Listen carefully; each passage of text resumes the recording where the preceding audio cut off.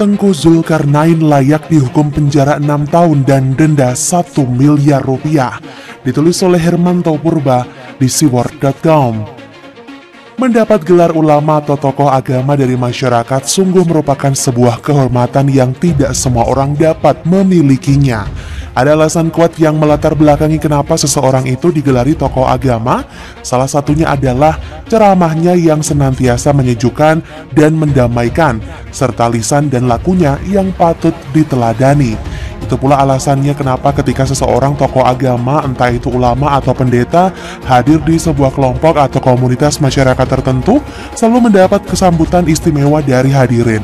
Orang-orang berlomba-lomba memberinya pelayanan terbaik, sebab agama mengajarkan melayani ulama akan mendatangkan berkah.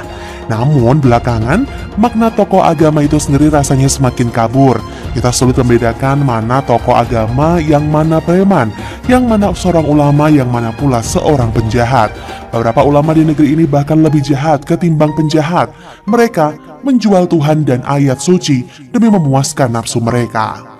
Ceramah-ceramah yang mereka sampaikan tidak lagi mengajarkan tentang cinta dan kasih. Mereka tidak lagi menyampaikan tentang menghargai dan menghormati sesamanya yang berbeda latar belakang. Mereka tidak pula menyuarakan tentang Allah yang Maha Pengampun, yang membuka pintu pengampunan bagi mereka yang bersalah dan berdosa. Ceramah-ceramah mereka dipenuhi caci maki dan kebencian, mencaci dan memaki yang tidak sejalan dan sepaham dengan mereka, membenci orang-orang yang berbeda agama dan aliran kepercayaan dengan mereka. Mereka sibuk melihat kesalahan orang lain sementara segudang kesalahan yang mereka lakukan seolah tidak pernah mereka nampak. Para ulama abal-abal itu bukan hanya mengajarkan jemaahnya untuk mendengki dan membenci sesamanya.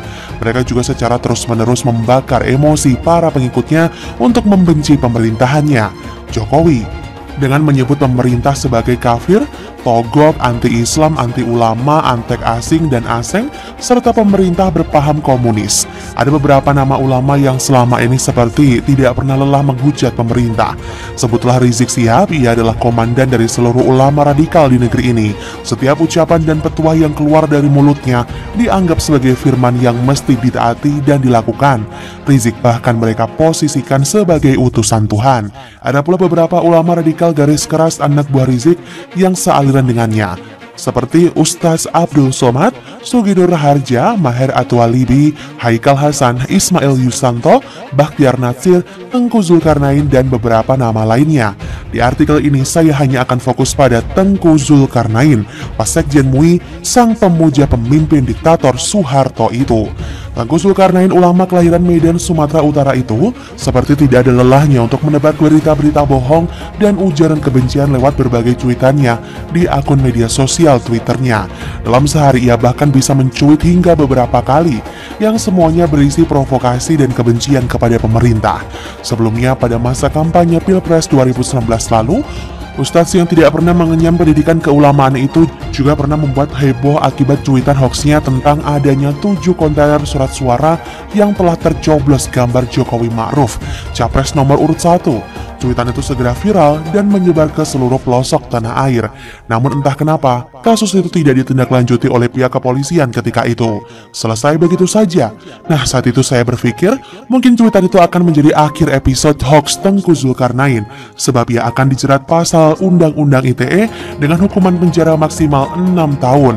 Namun ia seperti tidak tersentuh hukum. Jangankan di penjara, diproses pun tidak. Tapi kali ini, sudah sepatutnya ia mendapat hukuman setimpal atas berbagai provokasi dan kebencian yang saban hari ia tebar lewat sosial media. Agak aneh memang, ia seorang ustadz, tapi sikap dan perilakunya dalam bermedia sosial sama sekali tidak mencerminkan seorang pemuka agama. Cuitannya senantiasa dipenuhi amarah, benci, dengki, dan fitnah. Ketika Presiden Jokowi mengumumkan anggaran untuk penanganan virus corona sebesar 405,1 triliun rupiah Selasa lalu 31 Maret, misalnya, yang salah satu poinnya menggratiskan biaya jasa listrik untuk golongan 450 volt ampere, serta diskon 50% untuk golongan 900 volt ampere selama bulan April, Mei, dan Juni, segera dimanfaatkan Tengku Zulkarnain untuk menebar kebencian. Lewat akun Twitternya, ia membagikan sebuah link berita berjudul PLN sebut tak ada kompensasi untuk pelanggan terkait COVID-19, yang ia beri caption berikut ini. PLN sebut tidak ada kompensasi untuk pelanggan terkait kasus corona. Kasihan PLN jika digratiskan. PLN bisa kehilangan ratusan miliar. Kecuali ada suntikan dana khusus dari APBN oleh negara, kami mengerti. Semoga PLN tetap jaya. Amin. Lewat cuitannya yang disertakan dengan sebuah link berita itu, Tengku Zul ingin mengatakan kepada banyak orang bahwa ternyata Jokowi bohong, bahwa pidato Jokowi terkait anggaran 405,1 triliun rupiah untuk penanganan COVID-19 yang salah satunya menggratiskan listrik golongan 450 volt ampere tidak benar dan telah dibantah oleh pihak PLN. Penasaran dengan isi berita itu, saya langsung mencoba membacanya. Ternyata berita itu dimuat sebelum Jokowi menyampaikan pidatonya terkait keringanan biaya jasa listrik sekitar 31 juta pengguna Indonesia.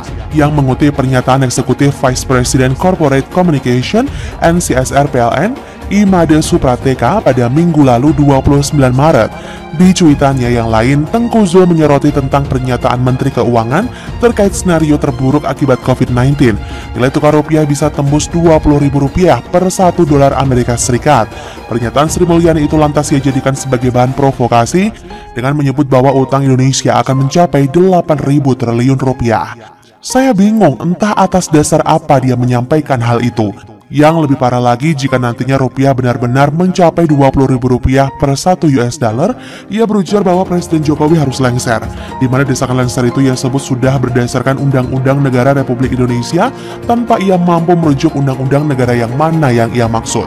Jika pada Pilpres 2019 lalu ia lepas dari jerat hukum, maka kali ini ia harus menerima akibat dari hoaks dan kebencian yang ia sampaikan. Ia harus dihukum. Di tengah kepanikan dan kecemasan yang saat ini sedang dialami oleh ratusan juta penduduk Indonesia, masih sempat-sempatnya ia memprovokasi banyak orang dengan kepicikan hati dan pikirannya. Orang seperti ini harusnya segera dihukum. Sudah terlalu lama ia dibiarkan hidup bebas dengan mulut kotor dan otak busuknya. Berbagai cuitannya cukup menjadi bukti untuk mengirimkannya ke balik jeruji besi. Jerat saja ia dengan Undang-Undang Nomor 11 Tahun 2008, Pasal 28 Ayat 2 dan 45 Ayat 2 tentang ITE. Penjara 6 tahun dan denda sebesar 1 miliar rupiah menantinya.